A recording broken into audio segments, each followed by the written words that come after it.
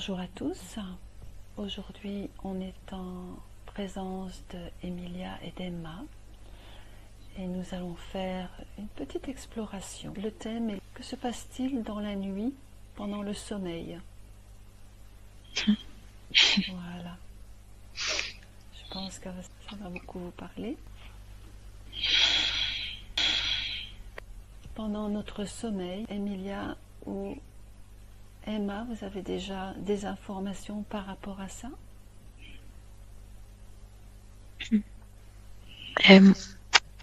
J'ai une scène, en fait, du cinquième élément, le film de Luc Oui, Besson.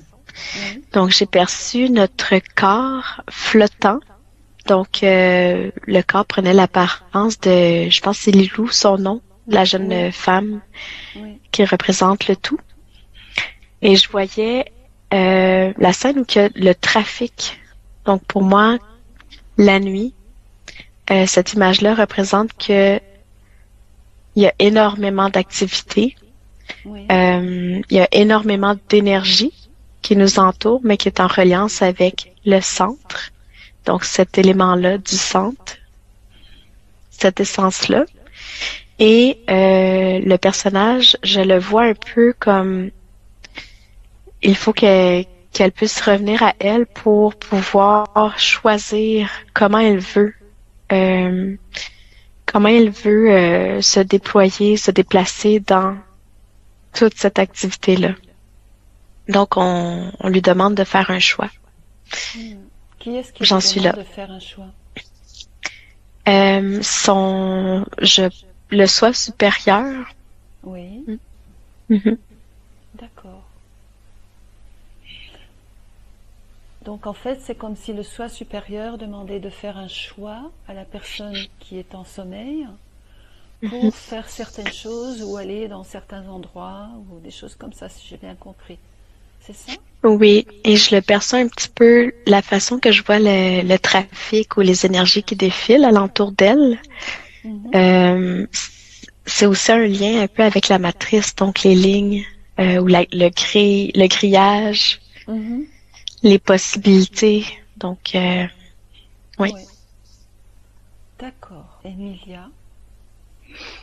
Alors moi, quand tu as dit la nuit, j'ai perçu comme un écran de télé, comme tu sais, les écrans de télé à l'ancienne où ça grésille, où tu vois des points Mhm, blancs, des points noirs comme ça, mhm, et comme un son brouillé comme ça un peu, mhm.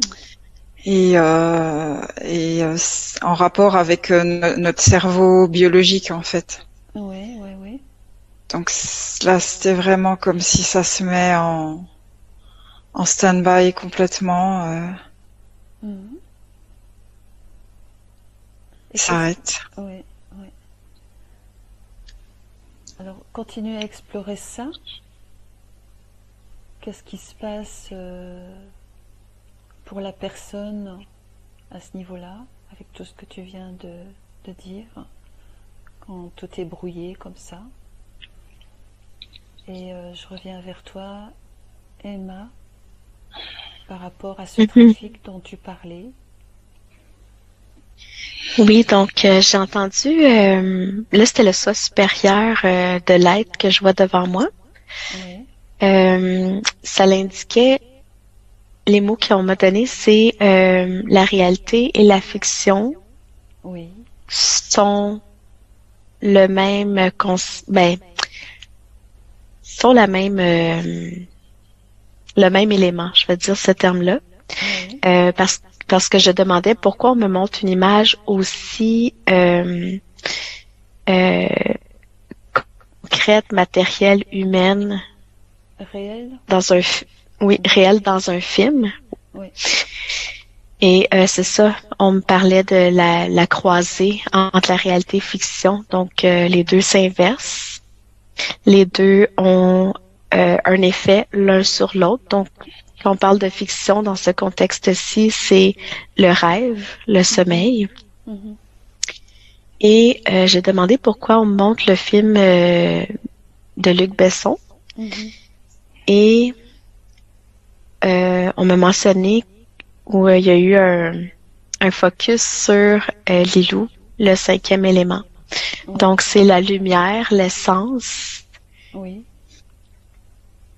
qui est le projecteur, la lumière qui éclaire tous ces éléments, toutes ces possibilités-là et toutes ces lignes de temps-là. Donc, oui, comme si cette essence-là, cette lumière-là, c'est pour la mise en lumière sur des... Là, j'ai entendu le mot comme la réparation et la guérison, ainsi que c'est saccadé un peu ce que j'entends, mais bon, les clés. Donc, les clés, les clés. Donc, oui, oui, c'est trouver dans tout ce trafic-là, dans tous ces mouvements-là, les clés d'accord, par, par les choix que tu fais dans ton rêve, en fait, à travers ton grand toi. Euh, donc, j'ai comme mon corps actuellement, il est attiré, c'est-à-dire comme si j'étais le projecteur et par mon intuition également, je vais aller dans une histoire pour aller chercher la clé. d'accord, très intéressant. Hmm. Je te laisse continuer. D'accord. Mhm. Emilia? Ouais, alors j'ai vu qu'il y avait plusieurs cas de figure. En fait, c'est comme s'il y a plusieurs télévisions. Oui, Il y a, il y a il y a une télé où il y a l'écran qui devient noir oui, et, et à côté de ça, il y a d'autres écrans avec des films, des scènes, avec des choses qui se déroulent et excuse-moi Emilia, on a des oui. perturbations au niveau Internet. Ok. Euh, Est-ce que tu m'entends là? oui, je t'entendais, mais c'était saccadé. On dirait que là, c'est mieux. Excuse-moi, peux-tu répéter ce que tu disais? Donc, les télévisions, il y en a une qui était avec un écran noir. Moi aussi, il y a des coupures. Alors, il y en a une avec un écran noir Hmm, et il ne se passe rien du tout. d'accord. Et les autres télés à côté, c'est comme si la personne, elle peut choisir ce qu'elle va aller, ce qu'elle va aller regarder, Oui, euh, où elle va être attirée, ce qui passe à la télé, sur quelle télé ouais. elle va aller focaliser en fait son attention. Mais je vois qu'il y a autre chose. Il y a l'espace où il n'y a pas de télé et la personne, elle est libre de vivre Hmm, quelque chose comme si c'était plus réel oui. et qu'il n'y avait pas vraiment justement de film, d'histoire, mais que c'est vraiment quelque chose de beaucoup plus réel. En fait, ça rejoint un peu ce que Emma. Emma disait par rapport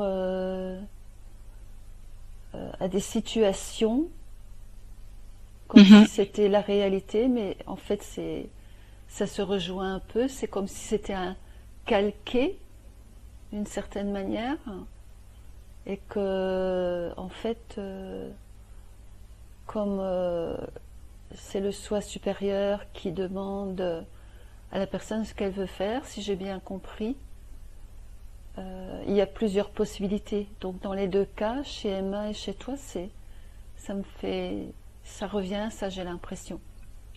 En fait, c'est où la personne, elle va être attirée, où elle va avoir envie d'aller soit regarder quelque chose, soit être beaucoup plus dans le réel. Ouais. Est-ce que tout ça, ça dépend d'un niveau de conscience ou pas de la personne? Alors, en même temps, je demande à Emma aussi, puisque ça se rejoint, j'ai l'impression quand même. Mhm. Mm. Quand elle regarde les écrans de télé, elle est pas tellement consciente. Elle va là où elle est attirée, où elle voit quelque chose qui lui plaît et elle va se diriger vers cet écran-là. Est-ce que ça pourrait être en rapport avec ce qu'elle aurait vécu dans la journée ou vu dans la journée, des espèces de... comme s'il y a des résonances qui se créent par rapport à ça ou pas?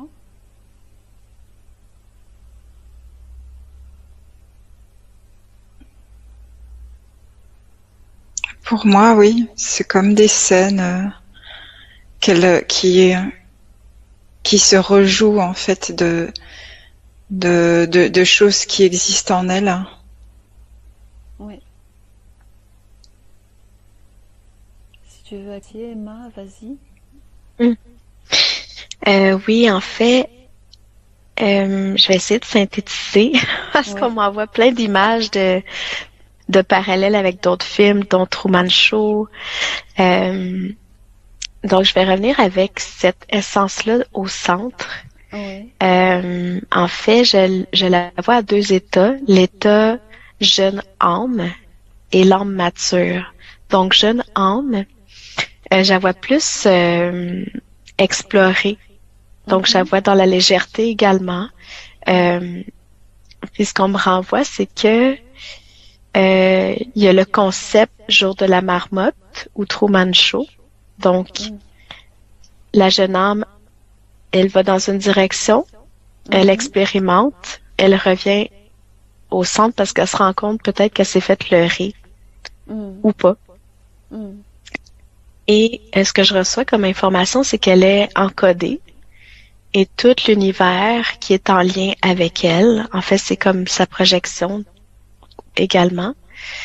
L'univers est encodé, donc selon ce qu'elle rayonne ou ce qu'elle débloque, donc selon l'avancement de sa conscience, elle attire également des leurres ou des situations qui font en sorte que elle doit revenir à la case départ. Quand on prend l'âme plus mature, donc quand je dis mature, c'est vraiment l'âme que finalement qui a conscientisé, c'est quand même un terrain de jeu. Oui. Et qu'elle peut avoir potentiellement ou elle peut prendre le chemin d'une mission. Donc là maintenant, elle prend le jeu au sérieux. Donc elle va un peu plus observer le décor, les correspondances et elle pourra prendre un chemin, mais c'est un peu aussi un hasard. Donc je vois, quand je parle de hasard, c'est vraiment une énergie peut-être qui correspond à l'équipe de lumière qui redirige un petit peu ton expérimentation pour que tu puisses aller plus en profondeur dans la recherche de ta clé. Je sais pas si ça fait du sens. Oui. Et ensuite, j'ai demandé tout ce qu'on me montre dans le contexte d'un rêve ou du sommeil, comment on peut faire le lien d'une façon plus concrète. Et ce qu'on me disait, c'est encore une fois la jeune âme et l'âme un peu plus consciente ou plus vieille ou quoi que ce soit. C'est que maintenant, elle peut se servir, celle qui est comme un peu plus avancée dans son jeu, elle peut se servir du rêve vraiment comme un outil? Un outil, mais pour continuer sa mission. Donc, en mode éveillé ou endormi le soir. Donc, maintenant, c'est une roue. Que dans son rêve, elle continue son travail dans sa vie de tous les jours, là, humaine. Elle poursuit. Donc, c'est comme un travail en continu entre son humain physique et la conscience. Tout ça finalement pour si cet homme-là choisit ce chemin-là, ben pour évoluer, pour grandir, pour aller chercher le plus de clés qui lui permettent une autonomie, puis être de plus en plus sa création, Ouais. en contrôle de sa création. Ouais. Oui, parce que la nuit, même quand on ne le sait pas, et souvent on ne le sait pas, on est très actif. On fait énormément de choses. Emilia? Ça rejoint ce que dit Emma, parce qu'en fait, je voyais vraiment au niveau de la conscience qu'a la personne Oui. d'elle-même. Soit elle va par exemple rêver de choses enfin vraiment très simples et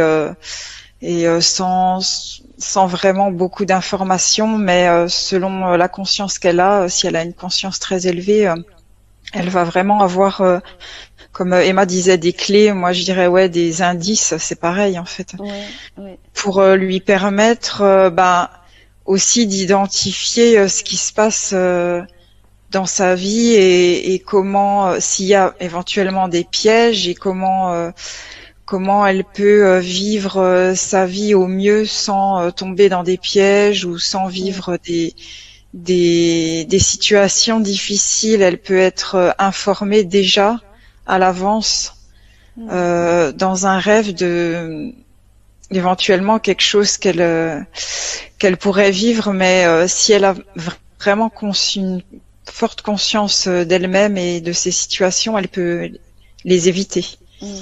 Donc ça dépend, ouais, vraiment de la conscience de la personne, ce qu'elle va aller chercher, ce qu'elle va attirer à elle pendant la nuit.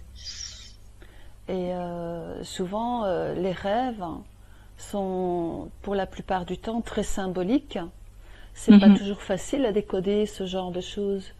Comment est-ce qu'il y aurait par rapport à ça une indication, quelque chose qui ferait que la personne qui a des rêves dont elle se souvient très bien et que c'est pas facile à décoder, qu'est-ce qui se passe par rapport à ça en fait? Est-ce que c'est plus que nécessaire de pouvoir décoder ce rêve ou pas? Ou peut-être c'est tout simplement quelque chose qui s'est mis en place et qui fait un certain travail chez cette personne? L'information que je... Vas-y. L'information que je reçois, en fait, c'est encore la notion, peut-être pour comparer, là, la jeune âme puis l'âme plus mature. Oui. Donc, la jeune âme, on peut lui envoyer des symboles. Donc, tout est parfait. Donc, elle peut recevoir sans rappeler. Si elle s'en rappelle pas, c'est pas grave. Par contre, elle est amenée à observer les synchronicités dans son monde matériel. Et c'est là que des fois les déclics peuvent se faire. Donc, le peu de rêves qu'elle se souvient, peut-être qu'il y a juste un objet et elle voit une correspondance dans son monde matériel. Donc, c'est sûr, pour la personne qui choisit, de travailler avec les rêves, c'est encouragé, d'écrire tous les ressentis, les mots, même si ça fait pas trop de sens. Et de ce que je vois, c'est en l'écrivant, c'est comme j'ai le mot manifeste, c'est comme pour indiquer dans la matière, c'est comme un signal envoyé dans l'invisible, donc dans l'inconscient pour dire c'est un élément peut-être que j'aimerais développer. Mais tout ça fait dans l'inconscient, là, parce qu'on... Bon. Mais c'est ça, c'est vraiment ce que je vois, c'est le jeu, le travail, le signal qu'on envoie entre la matière et l'invisible. Puis, quand le signal est envoyé, si l'invisible, donc ta conscience, ton soi supérieur ou équipe de lumière, trouve que c'est opportun de t'envoyer une réponse, eh bien, ils vont te le mettre plus clairement. D'accord. dans la matière ou dans le rêve. D'accord. Ok. D'accord. Emilia? Ouais, moi, ce que j'avais, c'est vraiment par rapport au ressenti que tu as, par exemple, dans un rêve, s'il est agréable, s'il est désagréable, quel ressenti tu as par rapport à ce qui t'est montré. Et c'est déjà vraiment la première indication pour toi. Oui. Et l'autre info que j'avais, c'est que souvent, tu vas plutôt comprendre par la suite tes rêves, peut-être pas tout de suite. Et ça va te donner des indications, mais quelque part, c'est ton langage à toi, tes rêves aussi. Donc, d'après moi, là, c'est ton langage à toi. Donc, il n'y a pas besoin de se casser la tête pour comprendre un rêve. Ça doit être très simple. Ça doit être fluide en toi, en fait. Faut pas chercher trop loin les symboles. Voilà, faut voir ce qui te vient. Voilà, dans le ressenti, dans les premières infos comme ça que tu as. Qu'est-ce qui t'apparaît? Comment tu le ressens et comment comment tu le vois au premier abord. D'accord.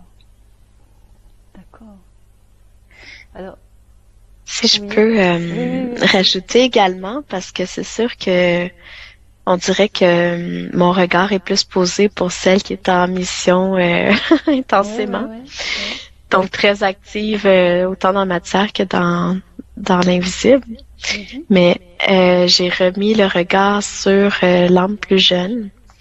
Puis ça rejoint ce que Emilia dit, c'est-à-dire que elle peut tout simplement se laisser porter, mais c'est encouragé d'émettre une intention avant de se coucher. Donc ensuite, les énergies, ton équipe de lumière, le travail peut se faire quand même dans la douceur et dans quelque chose de plus fluide, c'est ça. D'accord, oui. Et maintenant, donc ça c'est pour les rêves.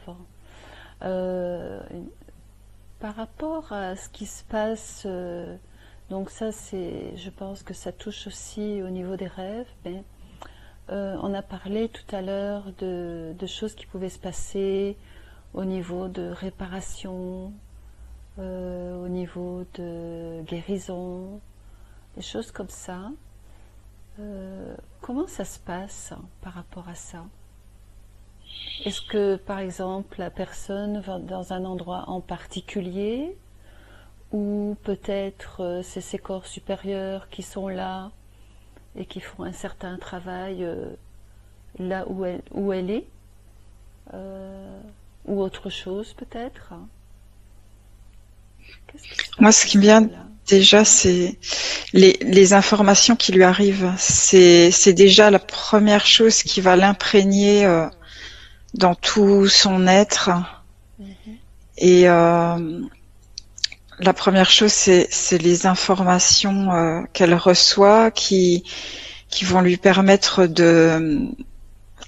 d'avancer, peut-être pas de guérir comme ça, mais déjà de comprendre par exemple un aspect négatif d'une situation.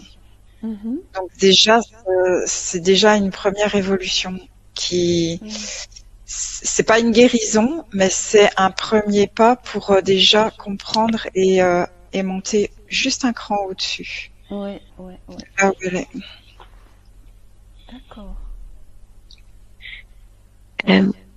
Oui, je perçois encore l'âme au centre. Donc, le mot j'avais, c'est il n'y a pas d'espace, il n'y a pas de temps. Donc, si la personne reçoit une forme de guérison, là, on peut parler de soit émotionnelle, corporelle ou quoi que ce soit, une régénération. je la vois au centre, puis c'est vraiment ces cellules, je les vois pétiller. Donc, comme si c'était un code, une fréquence qui est envoyée, reçue, une énergie. Mhm. Et ces cellules répondent à cette énergie-là. Mhm. Puis, moi, j'ai oublié ce que la deuxième partie. Donc, c'est l'information bon que j'ai pour l'instant. Mhm. Ah Ouais, oui, moi, vas-y. je me souviens là. En fait, c'était par rapport au mode, tu sais, plus doux ou plus rapide, là, plus intense ou plus fluide, Oui. en termes d'avancement dans sa mission, dans sa guérison, quoi que ce soit. Mhm. Ben, en fait, c'était simplement que je me disais pourquoi l'autre âme est plus dense, plus intense, plus tu sais, en travail. Oui. Donc, c'était simplement parce que cette âme-là avait le goût d'accélérer sa libération. Donc, Mhm. Oui. d'être au centre de sa création. Mhm. D'accord. Mm. Emilia. Ouais, moi j'avais deux cas de figure. J'avais le cas où elle est vraiment en contact avec son moi supérieur et c'est presque comme si elle reçoit un soin énergétique pendant la nuit. Oui. Euh, et alors elle va se sentir super bien, voilà, pleine d'énergie. Oui. Et j'ai un autre cas de figure où en fait elle va vadrouiller dans plein d'endroits et avoir plein d'informations et se sentir très fatiguée, par exemple, le lendemain. Mhm. Et pourtant, c'est quand même bénéfique pour elle parce que elle a quand même, enfin, elle a été en contact avec plein de nouvelles informations. Oui. Et c'est comme tu sais, un mise à jour, un update, et c'est pas facile. Mais c'est dur pour le corps, mais quand même, c'est très bénéfique pour son évolution. D'accord. Mhm. D'accord. Intéressant. Est-ce que l'essence de la personne, euh, donc, donc, on peut dire que c'est elle qui montre tout ça.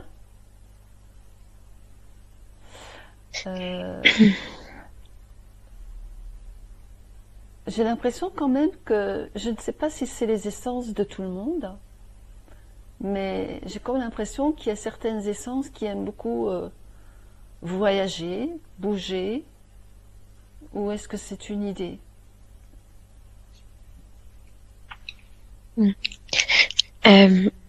En fait, j'ai tout de suite certaines essences, donc ça me ramène au concept jeune essence, c'est celle qui est Mhm. plus dans l'action.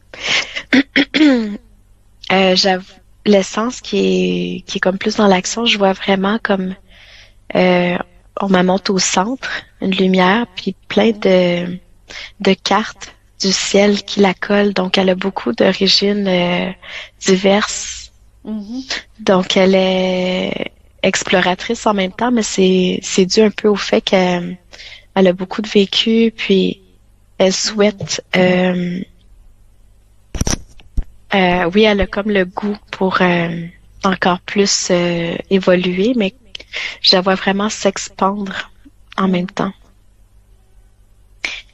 Euh, Puis j'ai vu également, parce que tu sais, depuis tantôt, on me montre des essences qui semblent en contrôle, qu'elles soient jeunes ou plus Oui. matures. Oui. Mais après, j'ai demandé, il y a certaines essences qui semblent être sous emprise. Mhm. Puis là, maintenant, on m'a montré comme plein de cordes. Donc oui, j'ai vu une essence qui était pas en possession d'elle-même. Puis il y a une énergie plus sombre Mhm. qui a lancé un peu partout dans l'histoire. Comme si on voulait la Euh, piéger.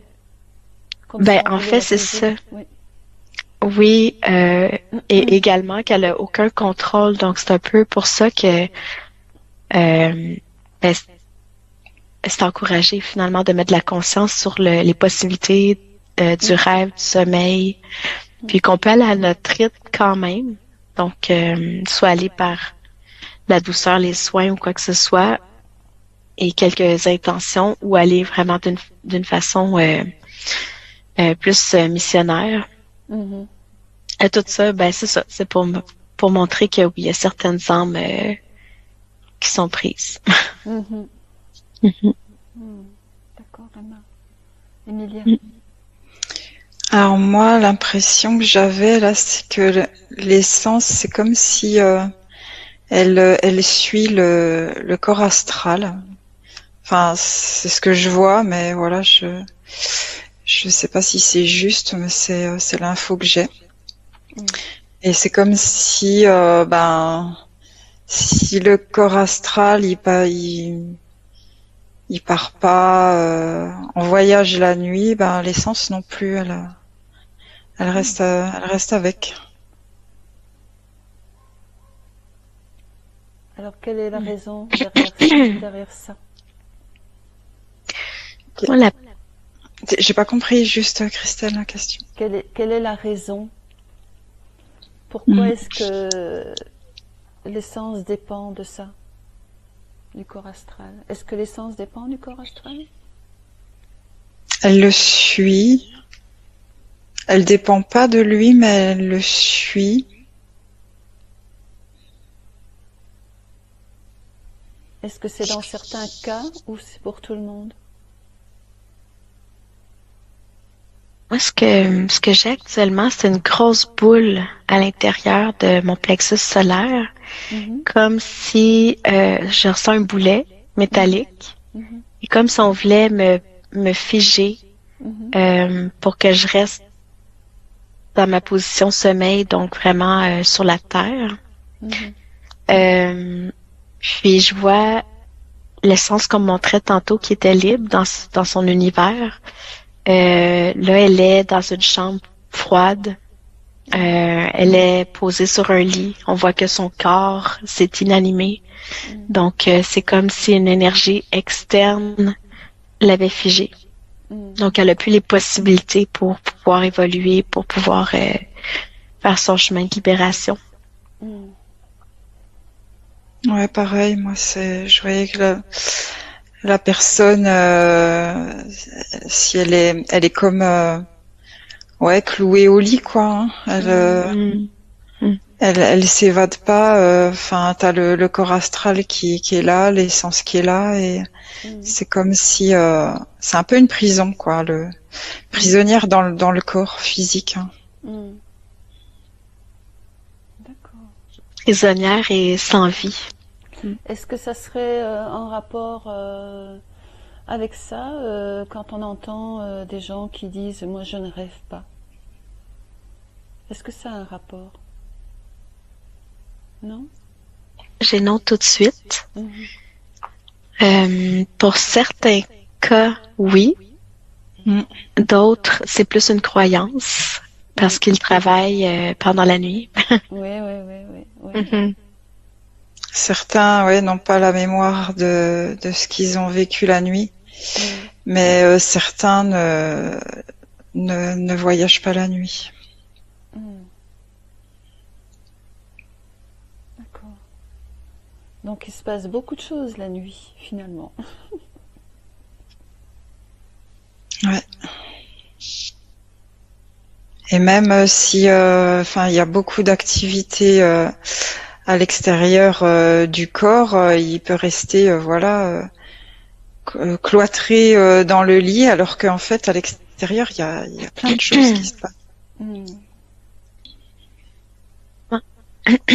Puis par rapport à la nuit, ce que j'ai reçu, c'est que la nuit, c'est un concept, les mots que j'entends, là, que c'est un concept humain, que c'est une mise en scène pour pouvoir mettre au repos l'humain, lui donner un espace de calme et de retour à soi, donc le mettre dans une disposition pour qu'il puisse aller dans les profondeurs, dans l'inconscient, la conscience.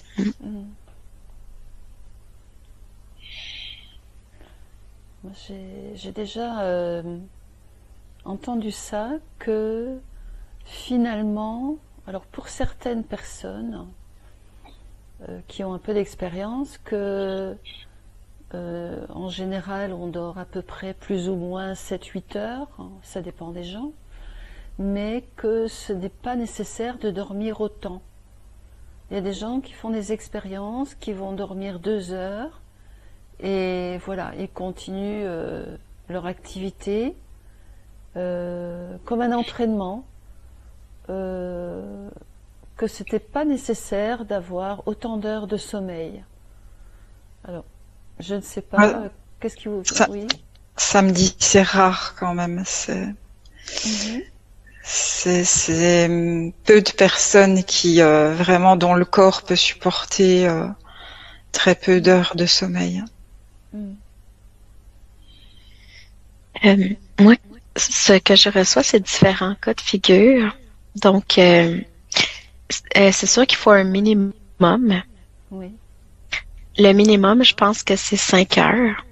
oui, Parce que c'est un peu comme quand on va en hypnose, il y a différents degrés oui, ou différents stades pour tomber dans la phase où qu'on est actif dans son rêve oui. pour son évolution. Euh, Par contre, on peut programmer, Mhm. supposons, c'est quelqu'un qui a la croyance, puis quand je dis croyance, c'est des fois on le ressent dans notre corps qu'on a besoin de 8 heures de sommeil. Tu sais, ça Oui, l'enlève pas ça. Par contre, il y a un petit aspect de ça que c'est quand même une croyance et on peut se programmer. Donc, avant d'aller se coucher, simplement, tu sais, se émettre la commande que ton sommeil, peu importe le nombre d'heures, soit profond euh, réparateur, ré- réparateur. Oui, Réparateur, c'est ça le mot, oui. oui, oui. Donc, faire en sorte que tes cellules répondent, que dans un temps condensé, une durée condensée, l'effet de réparation puisse se faire. Mm. Mm. Et ce que je voyais aussi, c'est que pour la même personne, il peut y avoir différentes périodes où il y a une période où elle aura besoin de moins dormir et puis une autre période où elle aura besoin, son corps aura vraiment besoin quand même de rester beaucoup au repos et Mm. ça peut changer en fait. Oui. Et ce qui me vient aussi, ce qui est très important, c'est par rapport, on dit que c'est vraiment nécessaire la nuit de dormir dans le noir par rapport au système des hormones, hein, euh, par rapport à Mélatonine. mélatonine, c'est ça, mélatonine. Qu'est-ce que vous pouvez percevoir par rapport à ça? Parce que il y a des gens qui n'aiment pas dormir dans le noir total ou qui mettent quelque chose sur leurs yeux. Qu'est-ce qui se passe à ce niveau-là? Moi déjà, ça m'a dit, ça dépend des personnes. Donc, Oui, mm. d'accord. Quand Emilia mentionne ça dépend des personnes, on m'a montré la couleur des yeux, la texture et la couleur de la peau. Donc, selon le temps d'exposition du soleil, la façon que tu es programmé pour absorber, va pouvoir altérer la façon que tu as besoin de dormir. Donc, le noir total n'est pas nécessaire, mais tout Mhm. dépend. C'est ça ta, ta constitution biologique. Mm. Et aussi, ça me parle de conditionnement. Par exemple, quand tu étais enfant, Mhm. co- comment se tes nuits, parce qu'il y a des personnes qui vont être beaucoup plus tranquillisées, d'avoir un peu de bruit, d'avoir de la lumière Oui, et elles vont se sentir mieux, elles vont pouvoir plus facilement s'endormir avec un peu de bruit à côté, voilà, parce que oui, peut-être quand elle était petite, il y avait des frères et des sœurs et c'était une habitude et elle a été conditionnée comme ça. Et d'autres personnes qui sont conditionnées à avoir du silence et à être vraiment dans le noir et c'est comme ça qu'ils vont se sentir bien et que le sommeil va pouvoir plus facilement venir. Et quand j'entends le mot conditionnement, j'ai entendu le mot traumatisme. Donc, parfois, on a des conditions qu'on croit propices à notre endormissement ou notre qualité de sommeil, mais pas nécessairement. Donc, ça pourrait peut-être affecter le travail effectué pendant la nuit ou la réparation. Donc, qu'est-ce qui est encouragé, c'est revisiter la façon qu'on croit pouvoir bien dormir. Parce que c'est ça, on montrait vraiment des traumatismes de l'enfance. Donc, est-ce que c'est à nettoyer? Est-ce que c'est à mettre en lumière et se redonner des nouvelles conditions qui est vraiment alignée avec nous à ce jour pour pouvoir aller chercher le maximum de son expérience terrestre et de rêve. Donc, expérience globale. D'accord.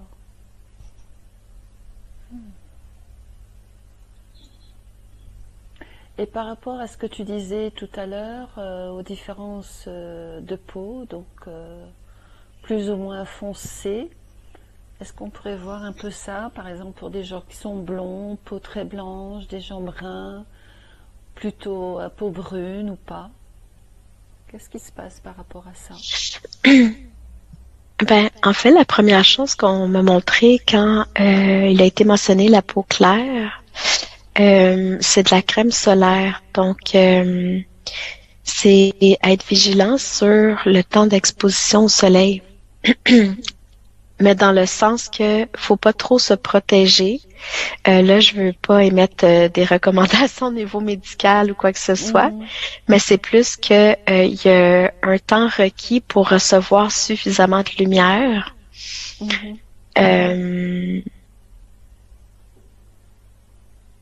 Donc, les peaux plus foncées, je peux pas faire une généralité. Bon, je vais simplement émettre ce que je reçois, mais c'est qu'il y a peut-être une tendance à mettre moins de crème solaire, donc à recevoir plus de soleil et favoriser la fluidité et l'avantage en fait de ce processus-là de préparation, etc. Moi, ce que j'ai entendu par rapport à ça, ce qui m'a toujours parlé aussi en fait, c'est que l'idéal, ce serait de s'exposer au soleil un tout petit peu au lever du soleil, un peu avant le coucher du soleil, et un tout petit peu, on va dire, quand le soleil est au zénith, mais alors là, vraiment très peu, mais quand même un tout petit peu. Par rapport, comme ça, la peau, la personne peut recevoir les bienfaits du soleil sans ce qui est très bénéfique pour la santé, apparemment, et que aussi hormonal, et que en fait, les expositions au soleil prolongées, c'est pas du tout idéal. Ça, ce n'est qu'une question de mode. Mais que pour que le corps reçoive idéalement les énergies du soleil pour plein de choses au niveau de sa santé, que c'est nécessaire de prendre le soleil, mais vraiment à des moments très opportuns, très particuliers, pour ne pas pour ne pas être brûlé des choses pareilles, quoi. Est-ce que ça vous parle?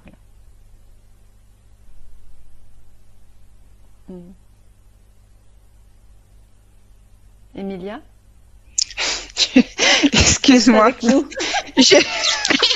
J'étais en train de regarder autre chose parce que je me posais la question sur les gens qui vivaient où il y a 6 mois de jour et 6 mois de nuit.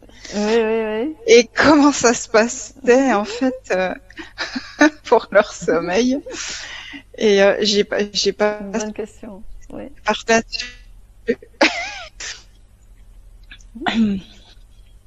Alors, je reviens à toi après, Emma. Qu'est-ce que ça te parlait, ce que je disais ou pas? Ah, j'étais bien curieuse de savoir ce qu'Emilia allait dire. Ben, je dois avouer que je me retenais un petit peu parce que je reçois de l'information, mais c'est très délicat. Oui. Je vais dire ce que je reçois. Oui. C'est que nous sommes le soleil. Donc, pour être plus spécifique, c'est comme nous sommes le soleil, mais là, je crois que c'est plus dans l'essence mature. Donc, cette essence-là, elle a enlevé énormément de croyances. Est allée chercher des clés qui lui permettent de comme se créer un bouclier, dans le sens que pour elle, c'était limité. Elle peut quand même s'exposer 10 heures au soleil, mais il y a comme des facteurs qui font en sorte que ça va pas changer rien dans son système. La petite perception j'ai reçue par contre par rapport à quand tu mentionnais le matin et le soir, c'est encore les yeux qu'on m'a montré. Oui, et les yeux, j'ai oublié de dire ça, regarder le soleil, c'est recevoir, voilà, avec une intention positive, les énergies positives, les informations positives du soleil.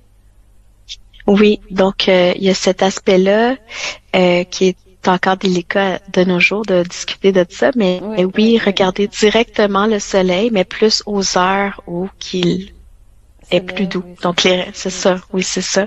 Mais pour le reste, il y a quand les choses sont, les croyances sont enlevées, les choses peuvent être faites en conscience, non, ça pas de, c'est pas nocif. Ouais, ok. Alors on part sur Emilia. Coucou. Sur justement ces gens qui vivent dans des endroits où, voilà, comme tu disais, 6 mois de voilà, jour et nuit, de très grandes différences. Alors, moi, je voyais que si justement t'enlèves, comme disait Emma, t'enlèves ses croyances, voilà, que de se lever il fait jour, de se coucher il fait nuit, donc tu mets l'intention enfin il y a plus d'intention en fait de jour et de nuit, et en fait moi ce que je voyais, c'est comme s'il y a un cycle biologique naturel qui se met en place. Par rapport en fait aux organes, à comment les organes ont besoin de travailler, de vivre et d'être actif et de repos. Et je vois comme si le cycle biologique naturel dans le corps régule tout ça et se met en place. Et donc ça va vraiment être ce cycle naturel dans le corps qui va mettre en place le besoin de dormir et le réveil du matin, quoi, on va dire. Et plus la lumière, ou la nuit n'a plus rien à voir, c'est vraiment le cycle naturel biologique. Des organes vraiment des organes du corps qui règlent tout ça. Intéressant, oui. Emma. Oh, je t'entends pas. Oui. Voilà, c'est bon. Donc quand Emilia parlait, ce qu'on montrait, c'était la forêt verte là, avec plein d'animaux. Donc nous, on s'insère également dans l'harmonie de la nature et qu'à notre rythme biologique, lorsqu'on se sent fatigué, on peut dormir le temps requis selon ce qu'on ressent. Et c'est un peu comme quand on fait une sieste. Parfois, ça arrive en plein milieu d'après-midi qu'on peut se reposer. Et ça peut être aussi, même si c'est dans un délai plus court, là, 1 heure, 2 heures, ça peut être très intense, puis ça peut donner l'effet aussi qu'on fait pendant la nuit, comme travail. Oui. Oui, comme quoi il faut vraiment suivre son intuition. Voilà, par exemple ici, dans nos vies, si on a envie de se reposer un moment, on ressent, il faut le faire, hein, si possible, même si c'est un court moment. Ouais. Par contre, c'est vrai que je voyais quand même que les écrans, les écrans, si tu les regardes juste avant de te coucher, je vois que ça excite quelque chose dans le cerveau, que ça vient comme interférer, perturber. Ça dérange tu vois, tout le cycle naturel qui se passe. Ça vient mettre comme de l'électricité, tu vois, et ça perturbe. Ça fait ça fait je sais plus comment on dit là, des courts-circuits, tu vois. Oui.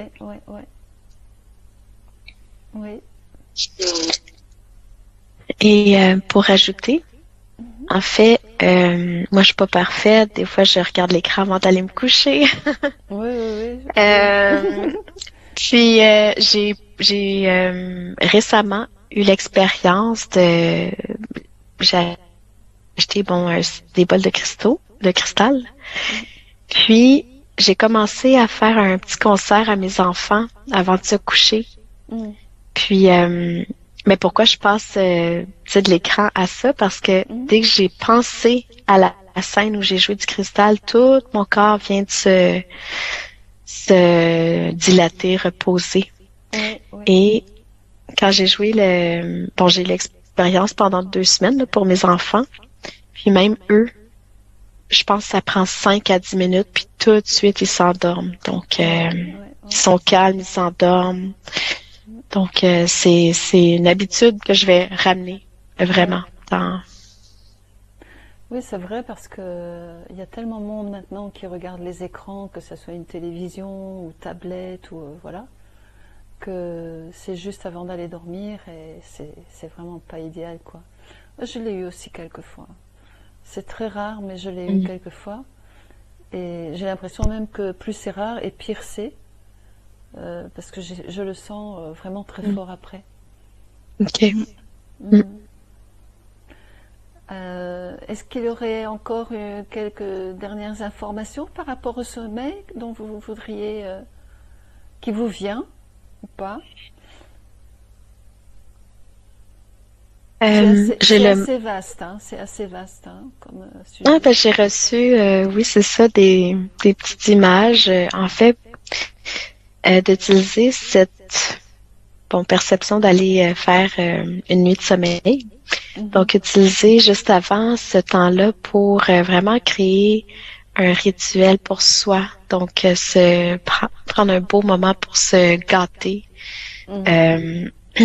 Et encore une fois, c'est comme un signal qui est envoyé pour dire je prends soin de moi, mais de mon espace sacré. Donc, c'est se rendre hommage, se rendre honneur que nous sommes sacrés. Donc, Donc, ce que tu voulais dire, c'était pour passer l'intention, d'émettre cette intention avant d'aller dormir, c'est ça? En fait, c'est plus avant d'aller dormir, prendre un espace de rituel, là, que je pourrais dire. Mais c'est comme un signal qui est envoyé à l'invisible pour dire je reconnais que je vais c'est ça. Une préparation. Que mon vaisseau il est sacré, puis que je désire aller dans la direction de son évolution, puis se réparer. Donc, Je sais pas si ça fait plus de sens ce que je viens de dire. C'est se mettre en préparation, se mettre dans une forme de bien-être pour avant d'aller dormir. Alors, ça rejoint un peu ce qu'on disait avant, les tablettes, tout ça, il faut les oublier. Mhm. Oui, la préparation, se mettre dans un état de tranquillité, de paix. Tu fais ton petit cocon avant de Oui, te coucher. oui, Et après, ce que j'avais aussi, c'est tu peux juste mettre l'intention, voilà, déjà te mettre au calme vraiment dans du bien-être et de mettre l'intention que tu vas aller au bon endroit, que mm, tu vas t'endormir et que tu vas être guidé au bon endroit, dont tu as besoin, voilà, mm, pour cette nuit-là qui arrive. mm. D'accord, intéressant. Mm, d'accord. Alors, je pense qu'on va finir cette exploration. Vous êtes OK? Oui, OK. Alors, Emma, Emilia, un grand merci pour cette exploration, pour toutes ces informations qui étaient très très intéressantes. Et je vous dis à bientôt